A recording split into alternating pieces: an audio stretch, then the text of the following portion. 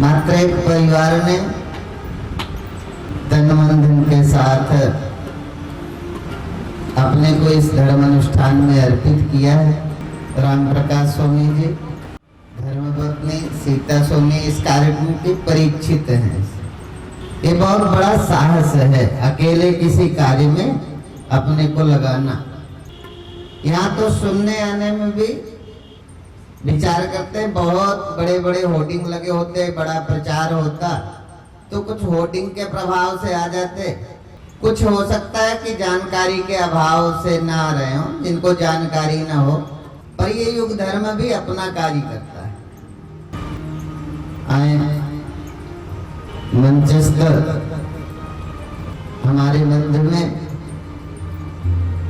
ज्ञानवृद्ध स्वाध्याय की प्रतिमूर्ति प्रोफेसर प्रेमचंद्र मिश्र जी मंचस्थ इस कार्यक्रम के धर्मानुष्ठान का नित्य पूजन के साथ परीक्षित के हृदय को कैसे इनका चित्त शुद्ध हो, उस धार्मिक परंपरा कर्मकांड अनुष्ठान के माध्यम से जो अपने को लगाए हैं पंडित अरविंद शास्त्री, सारे संगीत के मेरे वो सभी लघु भ्राता, आप सब उपस्थित भगवत भक्त, आप सबके हृदय में विराजमान परमपिता परमात्मा को प्रणाम करते आज की कथा के प्रवाह में हम लोग प्रवाहित हों।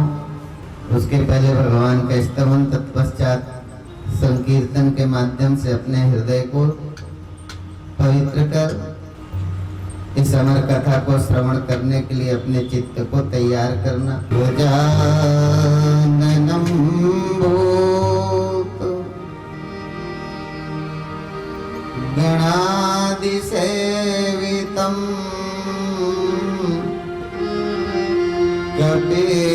कपित्थजम्बो फलचारुभक्षणम् उमासुतं शोक विनाशकारकम्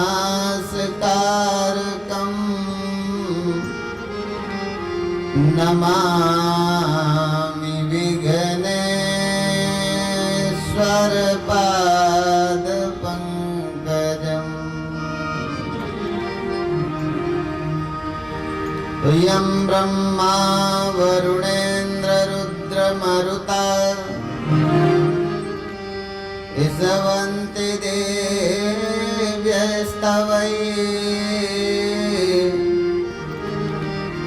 वेदैः साङ्गपदाक्रमोपनिषदैः गायन्ति यं सामगाः।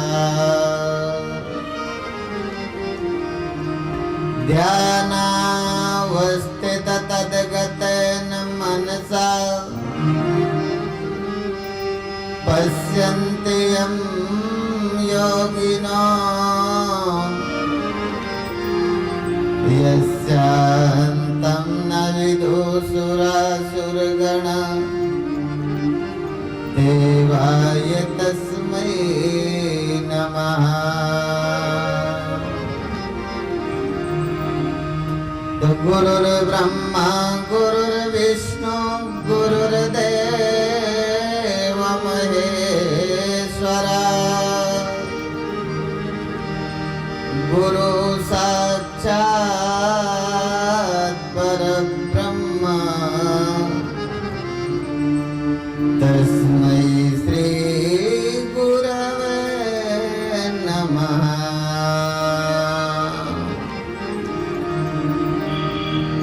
मनोजवं मारुततुल्यवेगम्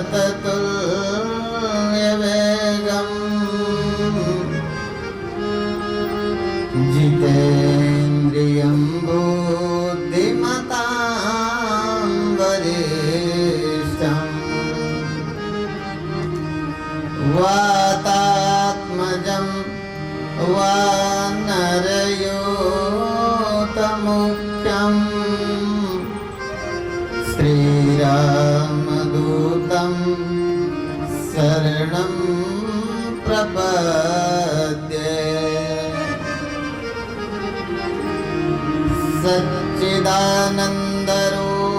सच्चिदानन्दरूपाय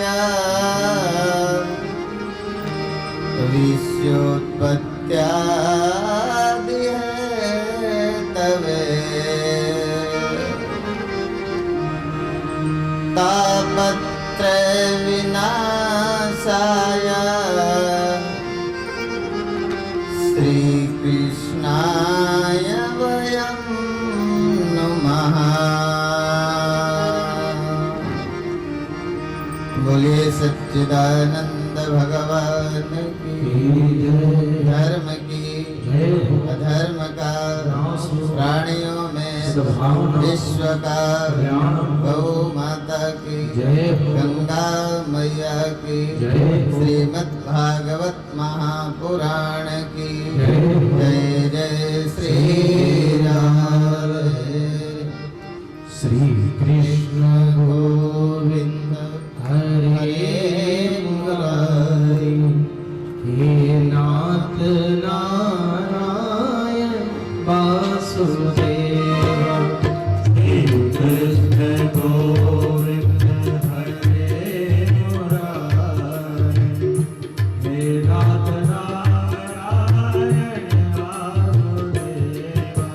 श्री कृष्ण गोविंद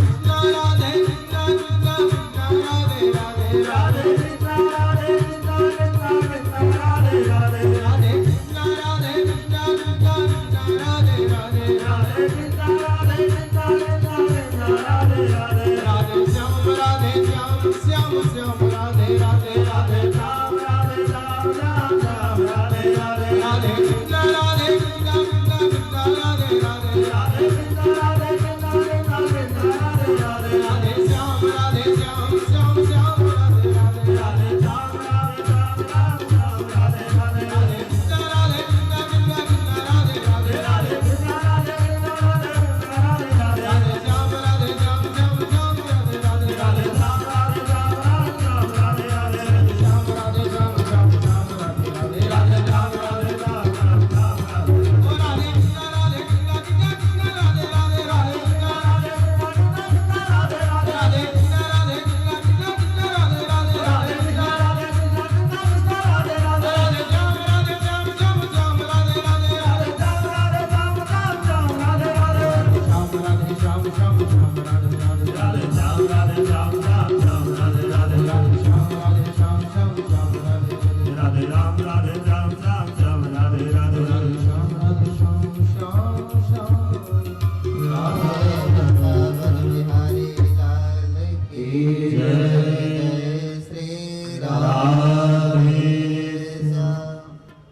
आज भगवान के प्रकट दिवस की कथा है। आज प्राकटोत्सव हुआ भगवान का। आज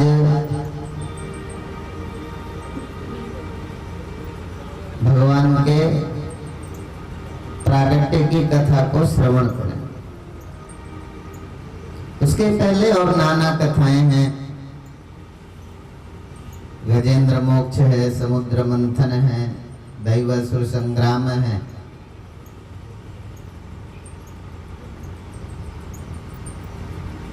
पता नहीं, समझ नहीं आता इस कथा को कैसे सुनाए।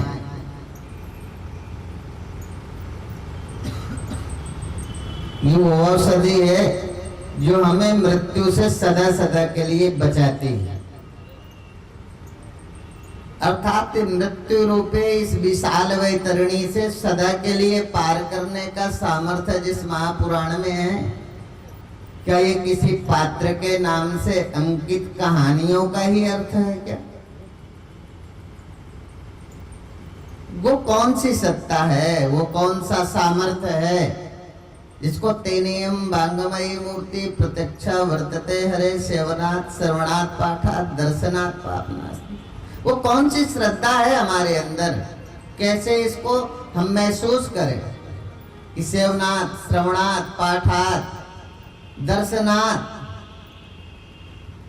वो कौन सी श्रद्धा हृदय में जागृत हो जो कोई अंग तो हमसे ठीक हो ना।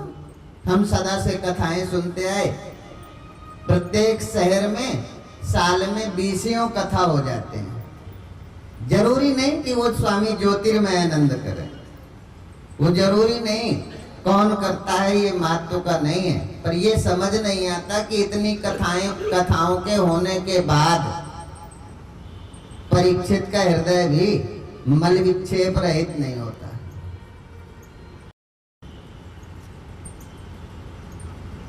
जो मृत्यु जैसी गहन समस्या से निपटने का साधन है, जो जन्म व्यवहार की इस कलुषित वैतरणी से पार करने का साधन है, उस कथा में कोई तो और सत्य था। यह बताने वाले की क्या थी विशेषता, उसने किस तरह से बताया, सुनने की श्रद्धा कैसी थी परीक्षित की जो सुनकर मुक्त हो गए। कई तो कथा करने जैसा मेरा चित्त नहीं है, मैं तो सोचता रहता हूँ वो क्या है, ऐसा क्या है इन ग्रंथों में, इन श्रुतियों में, इन श्लोकों में। वो कौन सा तेज पुण्य है जिसको कहते विद्यते हृदय ग्रंथि छिद्यन्ते सर्व संशया छियन्ते चास्य कर्माणि सप्ताह श्रवणे कृते। अर्थात ये भागवत वो नहीं है जो तुम्हें मोटर कार दे देगी, ये भागवत वो भी नहीं है जो तुम्हें कोई धन संपदा से मालो माल कर देगी। पर एक तो है इसमें विशेषता, वो चीज दे देगी जिसकी चिंता न धन से आप खत्म कर सकते हैं, न कार के द्वारा उस चिंता से मुक्त हो सकते हैं, न बड़े शक्तिशाली परिवार में जन्म लेके मुक्त हो सकते हैं जिस चिंता से, न निर्धन के कुटिया में मुक्त हो सकते हैं। एक चीज इसमें है जो हमें भागवत भगवान की कृपा से मिलती है। गुरु कृपा करें, भागवत भगवान की कृपा हो, वो एक ऐसी वस्तु है जिसको पाकर के फिर कुछ पाना शेष, फिर धन तो कम होगा पर अभाव का दुख नहीं होगा। कैसे इसको सुनाएं, कैसे इसके विषय को रखें, इसलिए उसको रखने में मुझे नहीं लगता कि कैसा सौंदर्य बनता है, क्या स्वरूप बनता है कथा कहने। क्योंकि कई दफा कई लोग कहते हैं स्वामी जी थोड़ा बहुत भजन का समय दे दो ताकि थोड़ा बहुत लोग नाच लें, अच्छा लगता है। कई दफा वक्ता बोलने वाले भी समझाने लगते हैं कि स्वामी जी ऐसे करो, आज ऐसे पसंद है, ऐसे करोगे तो लोगों को और पसंद आएगी। मुझे लगता है कि ये 3 घंटे में मैं कथा के विषय को कैसे रखूं। सोचता हूं भजन गा दें, पर कथा को स्पष्ट करने का जब प्रारंभ करते हैं सोचते हैं कैसे, जितना मुझे समझ आया कम से कम उतना तो ईमानदारी से रखें। तो लोग कथा की प्रसिद्धि को किसी भीड़ से नापते हैं। भीड़ है इसका मतलब वो कथाकार ठीक है, जहाँ भीड़ नहीं है वो कथाकार ठीक नहीं। एक बार मैं जब गुरुकुल में पढ़ता था तो एक विरक्त संत पूज्य स्वामी हंसानंद जी महाराज ऋषिकेश, वो परमार्थ आश्रम में रहकर भिक्षा मांग के खाते हैं। वो अद्वैत सिद्धांत के प्रखर विद्वानों में निष्ठावान। वो संयोग से मुझे पता नहीं था, जब मैं गुरुदेव के सानिध्य में आया तो पूछा, वो संयोग से पीली कोठी के ही थे, गुरुदेव के गुरु भाई ही थे। क्योंकि ऐसा लगता है कि यदि कैसेट लगा दो गुरुदेव को बहुत जिसने न सुना हो तो लगेगा जैसे गुरुदेव बोल रहे हैं। उनकी भी पुस्तक का नाम, गुरुदेव के पुस्तक का नाम मृत्यु से पार है, तो उनकी भी पुस्तक का नाम मृत्यु से पार है। उनकी पुस्तक का भी नाम नंगा परमात्मा है, अनावृत ब्रह्म की सुस्पष्टता है। लगभग पुस्तकों के शीर्षक भी मिलते जुलते। तब मैं यहाँ से नहीं जुड़ा था, तब मैं गुरुकुल में पढ़ता था। वो 15 दिन के प्रवास में आते थे, उनकी सेवा में जाता। मैंने कहा महाराज जी आपके यहाँ सुनने के लिए शाम को ये थोड़ी ज्यादा है, इससे भी संख्या कम होती थी, तो सुनने के लिए लोग आते थे। वो रोज नित्य, आज भी वो 90 वर्ष से ऊपर के हो गए, पर 1 घंटे उनका शाम को सत्संग, चाहे एक व्यक्ति हो, चाहे 10 हो, चाहे 10,000 हो, उनका ये नहीं है कि व्यक्ति कितने हैं। उनका जो नित्य नियम है, शाम को बैठेंगे 4 से 5, वो अपनी कथा करते हैं, जो आया सुना। मैंने कहा महाराज जी आप इतनी ऊंची कथाएं करते हैं, आपका ज्ञान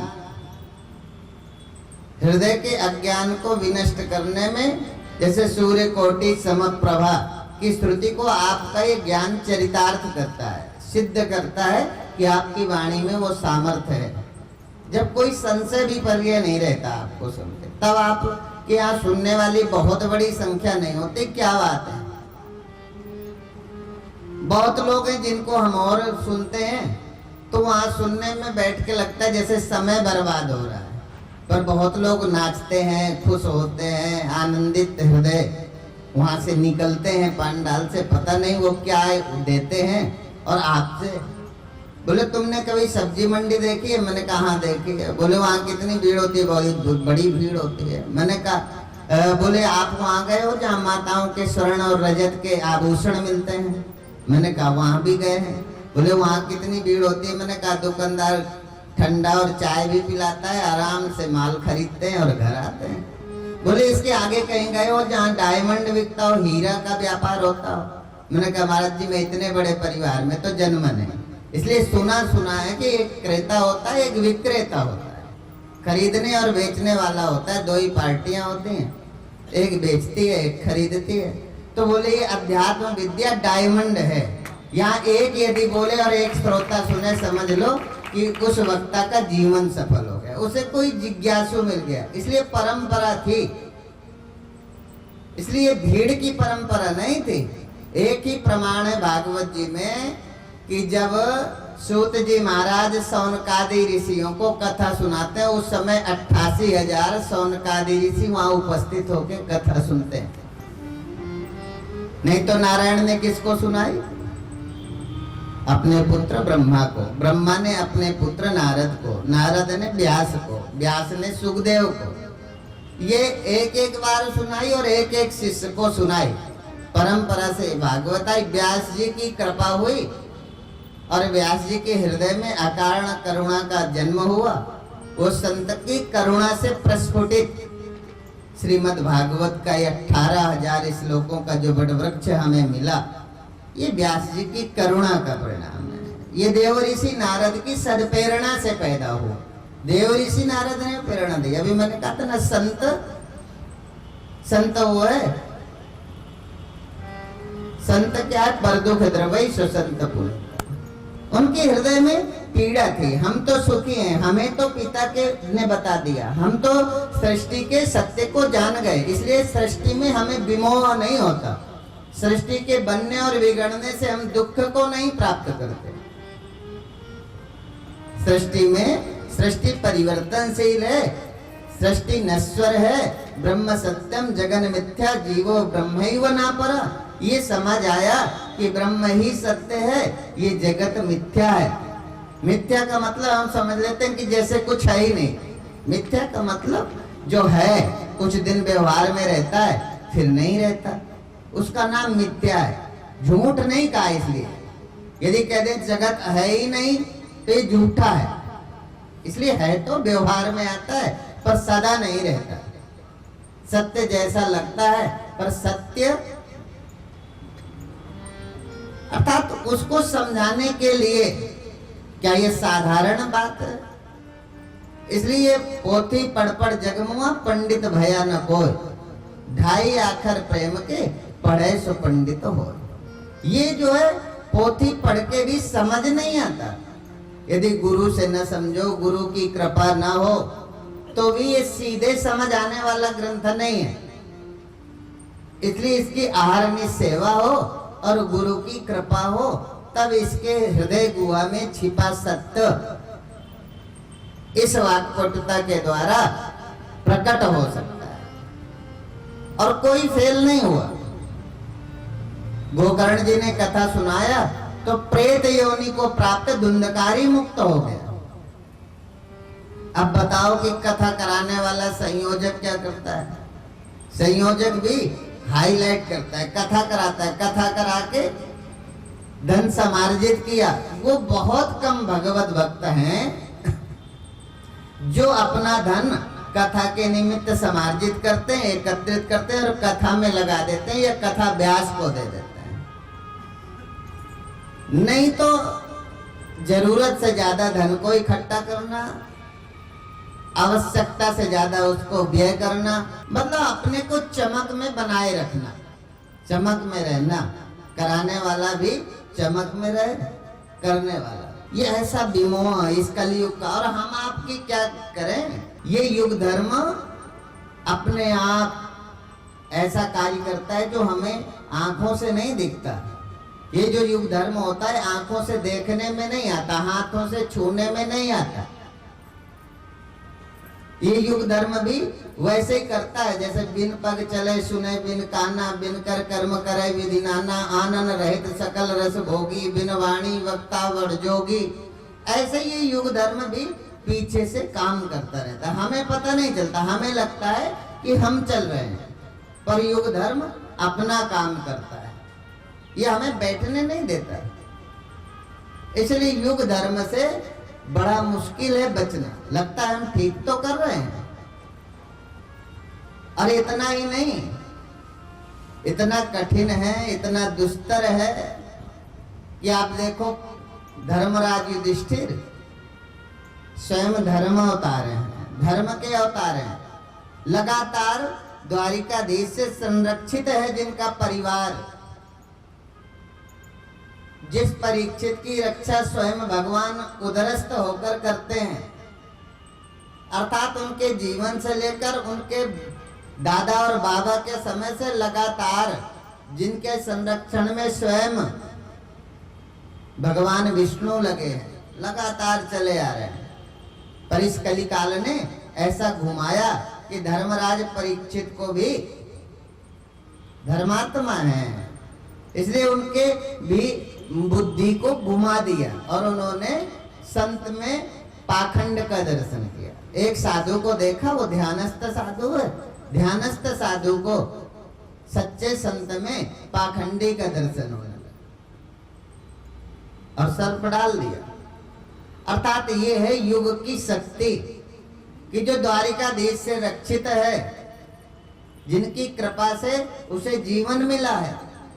धर्मराज स्वयं धर्म के परिवार में जिनका अवतार हुआ है, जिनका जन्म हुआ है, वो भी इस कलिकाल के प्रभाव से नहीं बचे।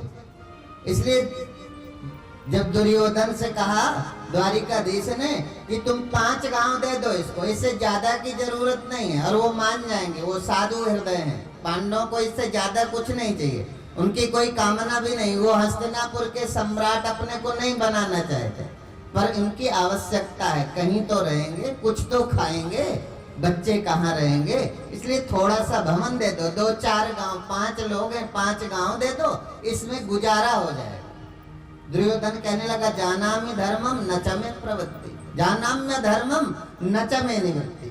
ऐसा नहीं कि द्वारिकाधीश तुम्हारे बताने की जरूरत है, मैं तुम्हारे बताने से समझूंगा, ऐसा नहीं है, ये सब मुझे पता है, जानामि धर्मम।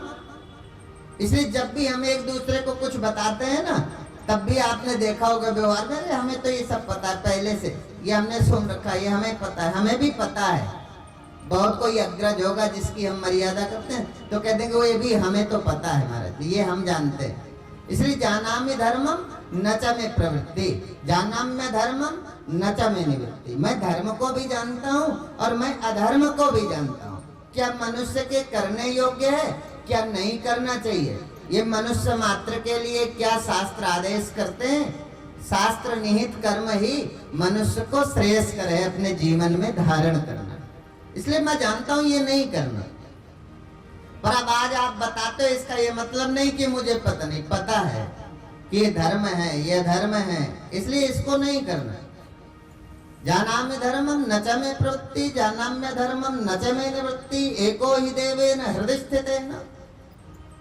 पता नहीं वो कौन सा ऐसी परम सत्ता है, कौन सी ऐसी एनर्जी है जो मेरे अंदर बैठ के, हृदयस्थ बैठ के, जैसे मैं जानता हूँ कि ये मनुष्य के लिए अनुकरणीय नहीं है, ये मनुष्य को नहीं करना चाहिए। जैसे कई साधुओं को पता है ना कि ये साधु का काम नहीं है, पर तब भी उस पर प्रवृत्त हो जाते हैं। अर्थात पर धर्मो भयावह, साधु का धर्म विरक्त होकर कथा करना है तो गृहस्थों वाले कर्म का आचरण करता है, इसलिए उसके जीवन में भय होता है। पर धर्मो भयावह, जब हम दूसरे के धर्म का अनुकरण करते हैं तो हम खुद में भयभीत होते हैं, खुद हम निर्द्वंद और निश्चिंत नहीं जी पाते। निर्द्वंद और निश्चिंत जीने के लिए स्वधर्मी होना पड़ेगा। अपने धर्म को, मैं नेता हूँ ठीक है, मैं सिपाही हूँ ठीक है, जहाँ हूँ 100% हूँ क्या, 100% मैं ईमानदारी से वहाँ खड़ा हूँ। यदि 100% ईमानदारी से खड़ा हूँ तो दैव सत्ता भी आपके साथ खड़ी होगी। तत्र देवो सहायिका, उसकी सहायता फिर देवता करते हैं। इसलिए जो बड़े बड़े फैक्ट्री चलाने वाले काम नहीं कर पाए, उससे बड़े बड़े काम साधुओं ने किए सेवाओं के, बहुत सारे कार्य हैं। यदि हम देखें, एक गुरुदेव को देखें, पहले गुरुदेव से, इसलिए अपने घर से देख के चलो फिर सब कुछ। ऐसे ही परमात्मा का मामला है, पहले अपने अंदर देखो फिर जगत में परमात्मा दिखेगा। गुरुदेव को देखे, न जाने कितने छोटे छोटे शिक्षा, चिकित्सा, गौशाला वहां खोली जहां आज भी सरकार की समुचित सुविधाएं नहीं है। जब खोली थी तब तो गुरुदेव कहते हैं बरसात में जाते थे तो अपने खड़ाऊओं को हाथ में लेते थे, कपड़े को उतार के कमर से बांधते थे, कीचड़ होता था, 10-10 किलोमीटर जाते थे जहाँ आज गौशाला है। अभी सहज मन में आया तो 71 कन्याओं का विवाह 15 नवंबर से 23 नवंबर के बीच अखंड परम नाम संस्था के द्वारा गुरुदेव की आज्ञा से मवई धाम फतेहपुर में तय हुआ, जो 23 तारीख को संपन्न होगा। अब ये पर दुख द्रवई सुसंत पुनीता, गुरुदेव को तो मैंने जीवन में मांगते नहीं देखा। सारी कैस्टें उठा के सुन लो, कभी मंच से कोई अनाउंसमेंट। गुरुदेव ने अपने चेलों के प्रकल्पों को भले कहीं कहा हो, यदि उनके शिष्य शिष्याओं ने कोई सेवा खोली है उनका भले जिक्र कर दिया, पर अखंड परम नाम कुछ करता है ऐसा मैंने कहते बहुधा नहीं सुना। कभी किसी प्रसंगत कहा हो तो कहा हो। इसलिए जानामि धर्मम न च मे प्रवृत्ति, जानाम्य धर्मम न च मे निवृत्ति, एको ही देवेन हृदय स्थितेन यथा नियुक्तोस्मि तथा करोमि। जैसा जैसा दुर्योधन कहने लगा, पता नहीं कौन ऐसी सत्ता है, कौन है, कौन ऐसा सामर्थ्यवान व्यक्ति है जो मेरी बुद्धि को जबरदस्ती वहां ले जाता है जो करने योग्य नहीं है।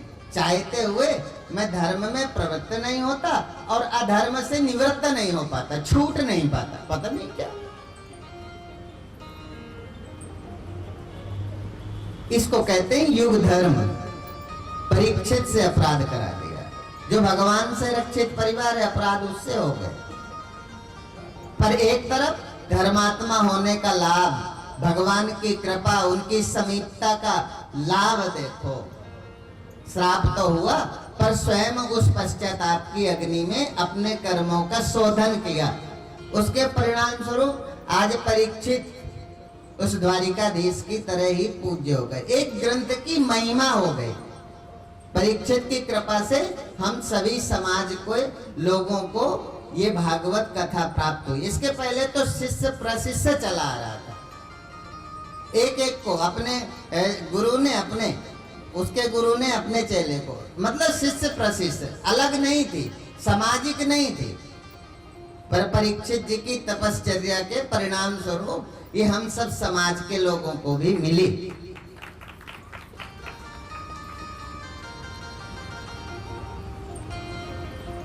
आज अष्टम स्कंद का की कथा में प्रवेश करें, उसमें मनवंतरों का वर्णन है। बोले मनवंतरम मनुर्देव मनुपुत्र सुरेश्वर ऋषिर्सावतारश्च नरे षड्विधमुच्यते। 14 मनवंतरों की कथा को सुखदेव जी महाराज सुनाने लगे। बोले हमारे इस काल में 14 मनवंतर हैं। इस 14 मनवंतरों में कहते मनवंतर किसे कहते हैं, पहले ये समझो। मनवंतर का मतलब है कि काल की गणना से है, एक दिन ब्रह्मा का एक कल्प के समान होता है। ब्रह्मा का एक दिन एक कल्प के समान होता है। इसलिए ब्रह्मा भी अजन्मा नहीं है, ब्रह्मा भी 100 वर्ष की आयु में देह छूटेगा, शतक द्वंग क्षमा। इसलिए एक संत थे पंजाब में, उन्होंने जब शरीर उनका 70-75 वर्ष का हुआ, थोड़ा बहुत वो उनको जब बुढ़ापे ने घेरा तो उन्हें लगा, तो मंच से कहने लगे कि इन वेद, यदि मैं 100 वर्ष का से पहले मर जाता हूं तो ये सारे वेद पुराण झूठे हैं, और यदि 100 वर्ष में मेरा देह पूरा होता है तो इन वेदों की सत्यता को आने वाला विज्ञान भी नहीं झुठला सकता। फिर उन्होंने उसके पीछे का लॉजिक बताया, उद्देश्य। बोले मैं शास्त्रों के अनुसार जीता हूं, मेरी दिनचर्या शास्त्र द्वारा निहित जो दिनचर्या है उसको जीता हूं। 21,600 श्वासें लेनी चाहिए दिन भर में एक व्यक्ति को, तो मैं 21,600 श्वासें ही लेता हूं। इसलिए 21,600 श्वासों से मैं ज्यादा नहीं लेता। इसलिए मेरी उम्र 100 वर्ष होनी चाहिए। 100 वर्ष के पहले मरता हूं तो शतक गुण क्षमा की स्तुति को मैं झुठला सकता हूं। और संयोग से वो 100 वर्ष के पूरे हुए, फिर भी उन्होंने उद्घोष किया कि शास्त्र के निहित कर्मों के साथ यदि कोई अपने जीवन को जीता है तो निश्चित रूप से वो उस सत्य को प्राप्त कर सकता है। एक रोड में बैठा हुआ व्यक्ति सोचता है कि इस व्यक्ति ने मंदिर के लिए 10 लाख रुपए दिए, मेरे भी होता तो मैं भी इस मंदिर में कुछ देता। इसलिए इसको किसी शायर ने कहा, धनियों के दिल नहीं होता, दिलदार धनी कम होते हैं। जिनके धन है उनमें दिल नहीं है, जिनमें दिल है उनके पास धन नहीं है। बहुत बड़े लोग पुण्यात्मा हैं, ये कैलकुलेशन ठीक नहीं है। इसलिए सबरी का वो उदात्त चरित्र, एक जूठा बेर खिलाया, भगवान प्रसन्न हो गए। वो कहने लगे पहुनाई मेरी हुई केवल 2 ही बेर, एक विदुर घर साग की दूजी सबरी। कल मैंने बताया था क्या ले जाओगे? जिस दिन भी सज धज कर मौत की शहजादी आएगी, न सोना काम आएगा न चांदी आएगी। जिस दिन ये मौत की शहजादी आएगी क्या हो जाएगा? हिरण्याकश्यपु से अधिक तो आप कुछ नहीं कर सकते।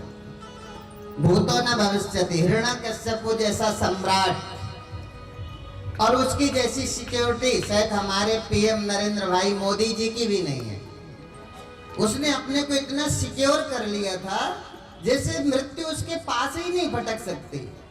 पीएम साहब की सिक्योरिटी 7 घेरे की है, न्यूज में दिखाते ना 7 घेरे में, 7 परिधि के अंदर वो रहते हैं, उन तक कोई खतरा पहुंचने में सहज नहीं है। न्यूज वाले कहते हैं वहां परिंदा भी पर नहीं मार सकता। हिरण्याकश्यपु की सिक्योरिटी उसने स्वयं खड़ी की। उसने कहा न दिन में न रात में, न अंदर न बाहर, न अस्त्र से न शस्त्र से, न ब्रह्मा की बनाई सृष्टि में किसी के द्वारा। फिर बाद में कह दिया कि इन 12 महीने में भी मेरी मौत ना हो। इतना बड़ा सिक्योरिटी का घेरा, भगवान आए और पाषाण खंभ से प्रकट हुए नरसिंह रूप धारण। वो कहने लगे देख ले भाई तेरी लिस्ट पूरी है ना? पूरी लिस्ट है। जब गिना दी वो संतुष्ट हो गया हिरण्याकश्यपु, उसने हाँ कर ली कि हाँ मेरी लिस्ट पूरी है। तो भगवान ने 13वां महीना बनाया मलमास, मलमास का महीना तैयार किया और दिखाया न अस्त्र है न शस्त्र है, गोद में लेके न अंदर है न बाहर है, निपटा दिया। यहाँ अर्थात ये जन्म शहर से चलती गाड़ी मृत्यु शहर में रुकती है। ये तो जन्मे हैं तो मृत्यु की ओर संपन्न होने वाली यात्रा है। इसलिए मृत्यु के प्रवाह में ये गाड़ी गिरे उसके पहले गाड़ी को छोड़ दो, अपन अलग हो जाओ।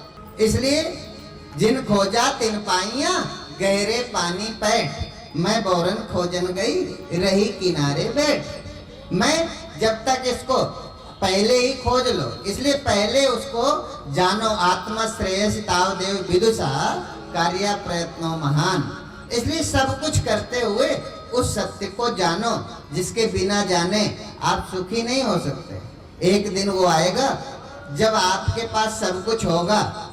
सिकंदर ने वही संदेश दिया था कि जब मेरा जनाजा निकालना तो कूचे कूचे में अर्थात गली गली में घुमाना और मेरे हाथ दोनों कफन से बाहर रखना, ताकि लोगों को पता चल जाए कि मुट्ठी बांधा आए जगत में हाथ पसारे जाता है। ये पता चल जाए कि मुट्ठी बांध के जो आया था सिकंदर, इतना बड़ा सम्राट, आज हाथ फैलाए जा रहा है, कोई कुछ भी नहीं है। धन दौलत और माल खजाना यहीं पड़ा रह जाएगा। कंचन काया माटी होगी, अंत में होगी चला चली। इसलिए ले लो रे कोई राम का प्यारा, शोर मचाओ बोले। इसलिए परमात्मा का स्मरण ही अमृत है, उसका विस्मरण मृत्यु है।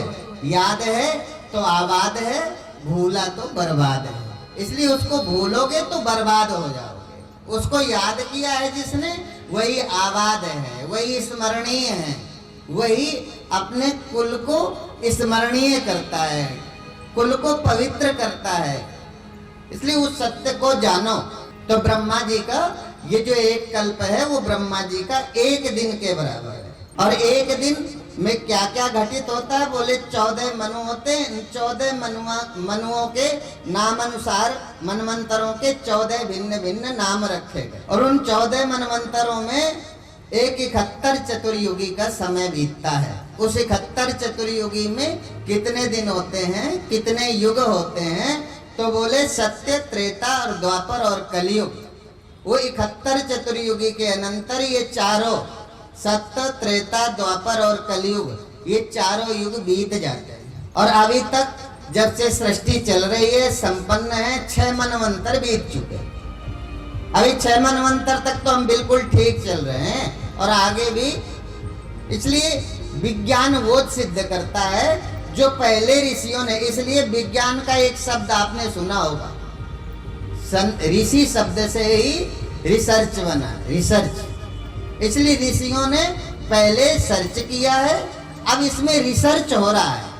विज्ञान सर्च नहीं कर रहा है, ऋषियों ने सर्च किया, विज्ञान उसको रिसर्च कर रहा है, जान रहा है। आज जिस सूर्य की दूरी को विज्ञान ने जाना, वो बहुत पहले हमारे ग्रंथों में लिख दी गई कि जमीन से सूर्य कितना दूर है, वो पहले लिखा है। इसलिए रिसर्च करता है। जब विज्ञान रिसर्च में सिद्ध कर देता है तो हमें लगता है ये सत्य है। उसके शब्द अलग हो जाते हैं, उसकी अपनी भाषा शैली होती है बताने की, पर वही करेगा जो है। इसलिए अभी तक हमारे 7 मनवंतर, 6 मनवंतर बीत गए, 7वें मनवंतर में हम चल रहे हैं, वैवस्वत मन। तो इसलिए प्रथम मनु जो हमारे हुए हैं वो स्वयंभू मनु हुए हैं, उन्हीं के संतान हम सब हैं। इसलिए बहुत लंबा समय बीत गया ना, तो हम में मैं और मेरा जग गया। ये मैं हूँ, ये मेरा है। वास्तव में हम जब प्रारंभ में चले तो आप देखो सृष्टि का वर्णन, ब्रह्मा जी को हम बहुत से, हम ब्रह्मा जी हुए, ब्रह्मा जी के नारद हुए, अब व्यास जी हुए। ऐसे ही ब्रह्मा और ब्रह्मा के स्वयं मनु और शतरूपा हुए। मनु और शतरूपा से आपने सुना था। फिर दक्ष की विशाल वंश परंपरा का कल वर्णन सुना। ये हम पूर्व में कहीं सब एक थे, लगातार धीरे धीरे विस्तार हुआ, कोई कहीं चला गया, कोई कहीं चला गया, और आज हम सब अलग हो गए। और हमने उस वर्ण व्यवस्था को छुआछूत के अनंतर तय कर दिया, जिस वर्ण व्यवस्था को संसार को सुंदर स्वरूप देके चलाने के लिए निर्मित की थी भगवान ने। चातुर्वर्णम मया सृष्टम गुणकर्म विभागसा। गुण कर्म के अनुसार जिस 4 वर्णों की स्थापना भगवान के द्वारा हुई, जो जिस सामर्थ्य का था उसको उसी तरह का काम दिया और एक पहचान दे दी कि ये है, ये है, ये है, ये माँ है, ये बहन है। जैसे एक घर में कोई बहन है तो कोई भाई है, तो कोई माँ है तो कोई मौसी है, तो कोई पत्नी है, सब एक जैसे तो नहीं है ना। तो एक विशाल, पहले हम सब मनुष्य थे, ये चातुर्वर्ण मया सृष्टम गुण कर्म विभागसा। क्योंकि पहले तो सब जन्मना जायते शूद्रा, पहले तो हम सब जन्म से शूद्र थे, फिर संस्कार वसात हमें एक पहचान दी, हम उसका कार्य करते रहे, और हमको लोगों ने जाति के छुआछूत में बांधकर इतना दूर कर दिया कि हमारा दुश्मन कोई और संप्रदाय होता और समाज होता, हम हिंदू का दुश्मन। क्योंकि फिर हम हिंदू नहीं रहे, धीरे धीरे हम हिंदू से ब्राह्मण हो गए, क्षत्रिय हो गए, ठाकुर हो गए और कुछ हो गए, पर हम नहीं हुए तो हिंदू। और न हिंदू न होने का ही दुष्परिणाम आज हम भोग रहे हैं। हमारा बहुसंख्यक होने पर भी हमारी कोई बात सुनने वाला है इस भारत में? वो तो संयोग से प्रारब्धवश, पता नहीं भगवान की अनुकंपा है या ईश्वर ही इस हिंदू की रक्षा के लिए विप्रधेन सुर संतहित नीन मनुज अवतार निज इच्छा निर्मित तनु माया गुण गोपाल, पता नहीं परमात्मा की कृपा से, समय से वो तो भाजपा की वापसी हो गई, मोदी जैसे नेता मिल गए। तो मोदी जी जैसे नेता मिल गए तो और सारे अनुसांगिक संगठन अपने अपने कार्य में लग गए। नहीं, पहले तो कोई हिंदू के अनुसांगिक संगठन भी कार्य नहीं कर सकते थे। उन पर ये भगवा आतंकवाद है, ये फलाना है, ये ठिकाना है, न जाने कितनी बातें उन पर आती रहती थी। थोड़ा अब इनको सबको कार्य करने को। हम ये नहीं कहते कि हिंदू किसी को सताने लग जाए, इतनी ताकत किसी हिंदू को देने की जरूरत, पर किसी की सुनी न जाए वो दिन भी देखे हैं। आज संयोग से वो सब अनुकूलता है जो अपनी बात को रख सकते हैं। और कहते हैं दूसरे मनु हुए स्वरोचिस मनु, वो अग्नि के पुत्र थे, स्वरोचिस मनु। तीसरे मनु थे उत्तम, ये प्रियव्रत और उत्तान पाद की जो कथा सुनी थी। और चौथे मनु का नाम था तामस मनु। 5वें मनु हुए रैवत मनु। और षष्ठम, 6ठे मनु जो हुए हैं वो चाक्षसु मनु हुए हैं। और 7वें अर्थात वर्तमान, ये 6 बीत गए। और 7वां मनवंतर जो चल रहा है वो वैवस्वत मनु है। हम सब वैवस्वत मनु के अनंतर रह रहे हैं। इस समय सत्ता किसकी है? वैवस्वत मनु की। और आगे आने वाले 7 मनवंतरों के निम्न प्रकार से पहले से नाम रख दिया। क्या विज्ञान रहा होगा ऋषियों के पास, पहले से नाम रख गए कि आगे अब जब हमारा समय बीत जाएगा, ये वैवस्वत मनवंतर के बीतने पर फिर कौन मनु आएंगे, किसका राज्य होगा इस वसुमती पर, तो कहते हैं सावर्णी मनु का होगा। सावर्णी मनु के बाद दक्ष सावर्णी मनु आएंगे, फिर आएंगे ब्रह्म सावर्णी मनु, फिर धर्म सावर्णी मनु, उसके पश्चात 12वें जो मनु होंगे वो रुद्र सावर्णी मनु होंगे, और 13वें होंगे देव सावर्णी मनु, और 14वें मनु अर्थात इस सृष्टि के अंतिम मनु जो होंगे वो होंगे इंद्र सावर्णी मनु। इन 14 मनवंतरों के अनंतर ये सृष्टि चलेगी। इसके बाद सुखदेव जी महाराज कहने लगे, मैं परीक्षित तुम्हें एक पावन कथा को श्रवण कराना चाहता हूं। बोले आसीद गिरवरो राजन त्रकूट इति विस्तृतः क्षीरोदेनावृत श्रीमान् योजनायुतमुच्छ्रितः। कहते हैं हम एक वो आपको पावन कथा सुनाते हैं जो भक्त के हृदय को पवित्र करती है, जो भक्त के हृदय को शुचिता से भरने वाली कथा है, जिसको सुन के भक्त का हृदय निर्मल बनता है।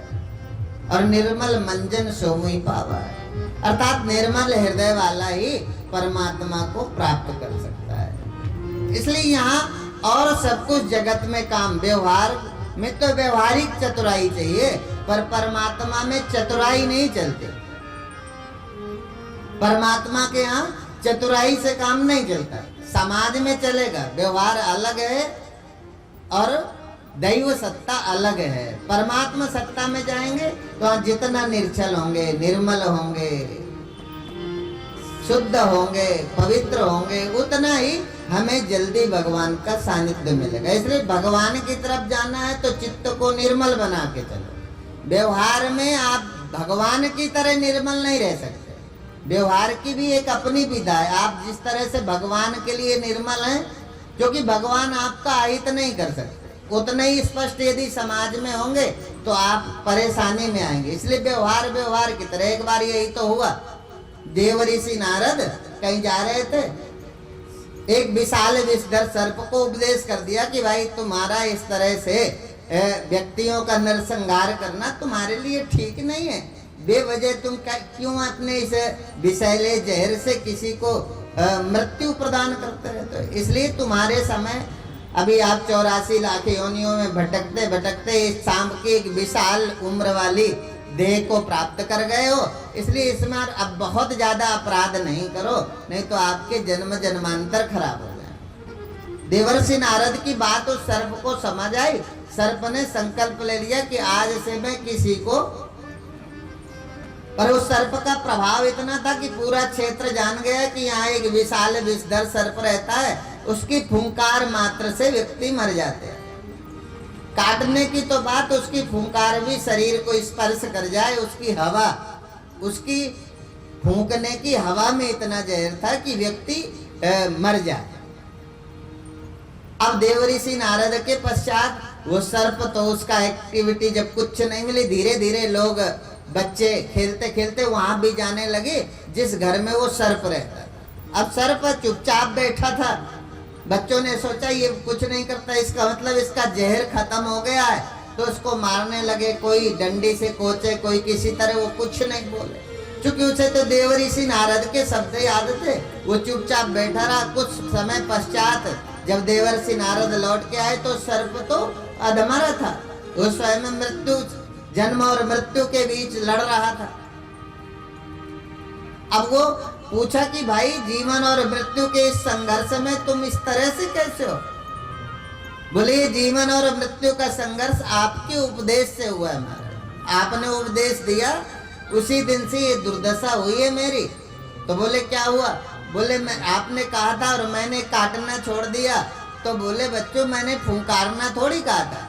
इसलिए हृदय प्रीतमम वचन कठोरा, परमात्मा की तरह वचनों में तो कठोरता हो पर हृदय में सहजता हो।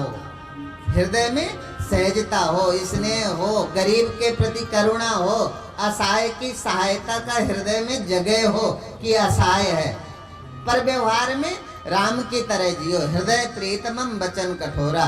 तुम्हें काटना नहीं था, पर अपनी रक्षा के लिए उतना तो फुंकारते रहते जिससे तुम्हारी दुर्दशा न होती। अर्थात यदि ज्यादा उपदेश को यदि 100% व्यवहार में जिए तो लोग हमें वैसे ही ब्रह्म बना देंगे। तो उसको व्यवहार को व्यवहार की तरह जीना। इसलिए राम जानते नीत प्रीत परमारथ स्वार्थ को न जान। नीत प्रीत परमार्थ और स्वार्थ कोई भगवान राम से सीखे, उनसे अच्छा कोई नहीं जानता। इसलिए वो हृदय प्रीतमम वचन कठोरा, वो जोर से बोलते हैं पर हृदय में करुणा होती है, हृदय में दया होती है। जब हम हृदय से साधु होते हैं तो किसी का हित नहीं करते, तेज बोलना पड़ता है, बोलते हैं। इसलिए वो सब व्यवहार में सारे अंग वो जरूरी हैं, पर जीवन में कभी एकांत में बैठो, अंतःकरण को देखो, अंतर निरीक्षण। इसलिए दिन भर जो आपने किया, किसका जीवन सुधरता है? जब हम दिन भर चाहे कुछ भी करें पर अंतर निरीक्षण के लिए बैठें। शाम में जब कोई हमारे पास ना हो तो देखें कि दिन भर में हमने क्या मनुष्य योग्य कार्य किए हैं, ये क्या मनुष्य से नीचे गिरकर कार्य किए हैं। सारे कर्मों का अंतर निरीक्षण, देखें क्या सत्य है क्या सही है। देखना शुरू करेंगे, कर्म में कर्म जो है साधना बन जाएगा, धीरे धीरे हम शुद्ध होंगे। इसलिए अंतर निरीक्षण परम आवश्यक है। हमने जो दिन में किया, कभी न कभी कोई ऐसा क्षण हो जब सोने के पीछे, सोने के पहले अंतर निरीक्षण करें। क्या है? तो कहते हैं वो त्रिकूट पर्वत पर एक गज रहता था, बहुत समय बीत गया, बड़ा सुंदर वो त्रिकूट पर्वत था, सुंदर सुंदर झरनों से, सुंदर सुंदर पुष्पों से आच्छादित उस शिखर में रहता था। त्रिकूट पर्वत के सुंदर सुंदर नेचुरल प्राकृतिक झरने थे, पानी के झरने निकलते थे, सुंदर सुंदर शिल्प में चित्रकारी, सुंदर वातावरण में रहते और अनेक तरह के पंछियों के कलरों से हृदय प्रसन्न होता था। वो गज परिवार सहित बहुत समय तक वहां रहा। एक दिन उसके हृदय में इच्छा जागी कि क्यों न मैं नीचे उतर करके इस शिखर से नीचे उतरूं और देखूं इस भवाटवी में की सुंदरता का भी अवलोकन करूं। सारे परिवार के साथ उस त्रिकूट पर्वत से नीचे आए। नीचे देखा, चारों तरफ चलते चलते तो देखा कि सामने एक सुंदर सरोवर शीतल जल से आप्लावित भरा हुआ है। शीतल जल से सरोवर को भरा देखा, सुंदर स्वच्छ शीतल जल को देखा तो वो गज जो है उस सरोवर में प्रवेश कर गया। सरोवर में प्रवेश करके जल ग्रहण करता तो शीतल जल के प्रभाव से सहज गज स्वभाव से धीरे धीरे वो जल की गहराई की ओर जाने लगा। धीरे धीरे वो वहां पहुंचा जहां आकंठ जल में निमग्न हो गया। अब वो गज स्वभाव से आपस में जल क्रीड़ा करने लगा। सारे परिजन हैं, पत्नी हैं, बच्चे हैं, सब परिवार के साथ जल क्रीड़ा करने लगा, आपस में खेलने लगे। खेलते खेलते काफी समय बीत गया। जब मन हुआ कि निकल के बाहर चले तो देखा कि बाहर तो निकल नहीं पा रहा, किसी जलचर ने उस गज के पैर को ग्रस रखा है, निकल नहीं पा रहा। जब वो निकल नहीं पा रहा तो उसमें के हृदय में छटपटाहट हुई कि अरे, उसने प्रयास किया। प्रयास के बाद जब नहीं निकला तो अपने परिजनों को बताया। परिवारी जनों ने स्वार्थवशात वो सारे लोग आए, परिवारी जन भी लगकर पत्नी लगी। जब पत्नी से भी काम नहीं बना तो सारे बच्चे लगे, सारा परिवार लग करके उस गज और ग्राह के युद्ध में गज को विजयी बनाने के लिए लगे हुए थे। सारा परिवार उस गज को जल से बाहर निकालना चाहता था, पर वो निकला नहीं। ये श्रम श्राद्ध हो गए, थक गए। सारा परिवार जब श्रमित हो गया, सहायता के लिए मजबूर तटस्थ सरोवर के खड़ा हो गया। अब वो क्या करते, वो ग्राह जो है धीरे धीरे अंदर की ओर खींचते जा रहा है। गज ने देखा सारा परिवार खड़ा है और सारे परिवार के सामने मैं धीरे धीरे काल का ग्रास हो रहा हूं, कोई मेरी सहायता नहीं कर रहा। वो श्रमित परिजनों को देख खड़ा हो गया। वो सोचने लगा कैसे मैं इससे बचूं। श्रमित परिवार को देख करके उससे बचने के लिए प्रयत्न करने लगा। तब उसे हरि स्मरण आया। उसने सोचा परमात्मा के अतिरिक्त अब मेरा कोई सहायक नहीं है। हमें भी जब तक हमारे अंदर सामर्थ्य है, सब कुछ है, तब तक हमें लगता है कि ये ना सही ये सही, कोई ना कोई तो हमारी सहायता करेगा। आज सारा परिवार सामने खड़ा है, कोई बचाने में सामर्थ्य नहीं है। असमर्थ परिजनों को देखकर उसे ईश्वर स्मरण आया। प्रार्थना करने लगा। सोंता सरिश्चुर बलेन ग्रहीत आर्त भाव से भगवान नारायण का स्मरण करने लगा। स्मरण कर रहा है, कोई उसका साथ देने वाला नहीं। एक अब परमात्मा की याद आई तो देखा कि भगवान को स्मरण कर रहा हूं, क्या समर्पित करूं। जब अवसर था तब स्मरण नहीं आया। पहले परिजनों के गर्भ में था कि परिवारीजन बचा लेंगे, जब कहीं कोई मृत्यु से बचाने में सहायक नहीं रहा तो परमात्मा का स्मरण आया। तो सरोवर में उगे हुए कमल पुष्प को हाथ में सूंड में लिया और एक कमल पुष्प को भगवान के चरणों में अर्पित किया। पत्रम पुष्पम फलम तोयम यो मे भक्त्या प्रयच्छति तदहं भक्ति प्रहत तमस्नामि प्रयतात्मना। पत्रम पुष्पम फलम तोयम यो मे भक्त्या प्रयच्छति। अर्थात भगवान है जो कोई शर्त नहीं है। हमें क्या बताया जाए क्या ना बताया जाए, कितना सुनाता है कोई नहीं सुनाता है, पर भगवान ने अपने तक के आने के लिए, भगवान के पास जाने के लिए भगवान ने कोई शर्त ही नहीं लगाई कभी। वो कहते हैं पत्रम पुष्पम फलम तोयम यो मे भक्त्या प्रयच्छति। जो कुछ तुम्हारे पास है बस ये है कि आप बिल्कुल निर्वैर निश्चल निष्कपट भाव से जो आपके पास है वही मेरे लिए सर्वोपरि पदार्थ है। वो आप जो मेरे को नैवेद्य करते हैं, निवेदित करते हैं, वही सर्वोपरि आपका धन है। इसलिए आपके पास क्या है, हाँ ये वाले नहीं चाहिए कि पूजा की सुपारी और हो, खाने की सुपारी और हो, ये वाली परंपरा नहीं चलेगी। हमारा पहला कपट का काम तो यही कर्मकांड से शुरू हो जाता है। जो कि पंडित जी ने सुपारी लिखी, लौंग लिखी, पान लिखा, तो पहले सुपारी ही छांट के वो लाए। अर्थात भगवान इतना रद्दी है, इतना गया गुजरा है, इतना भूखा है कि तुम अपने लिए जो सुपारी लाते हो बिल्कुल छांट के बजा के ठीक ठाक है कि नहीं। पर अब पूजा में देना है इसलिए वो 1 रुपए में जो 4 मिलती है वही ले लो। यहाँ अर्थ ये नहीं है कि वो आप खाने वाले ही चढ़ाओ, पर आप ये मन से देखो कि आप नियत से सस्ता कर रहे हो।